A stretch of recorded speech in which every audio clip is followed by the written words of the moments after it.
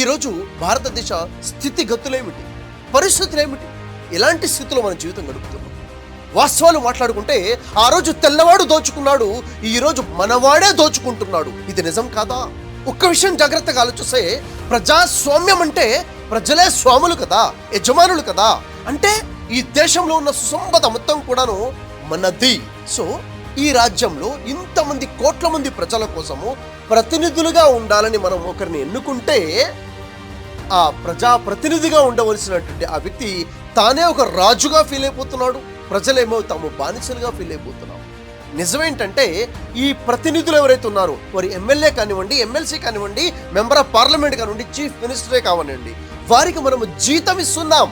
ఎవరిస్తున్నారు? మనం కట్టే ట్యాక్స్. ఈరోజు ప్రతి ఒక్కరం ట్యాక్స్ కడుతున్నాం కదా. కడుపు నిండా భోజనం చేయని వాడు కూడా ప్రభుత్వానికి పన్ను కడుతున్నాం కదా. మనం కడుతున్న ఈ ట్యాక్స్ నుంచే మనం జీతం ఇస్తున్నాము. నిజం చెప్పాలంటే జీతం తీసుకునే జీతగాళ్ళు రాజుల్లా ఫీల్ అవుతున్నారు, స్వాములుగా ఉండవలసిన ప్రజలు బానిసలుగా ఫీల్ అవుతున్నారు.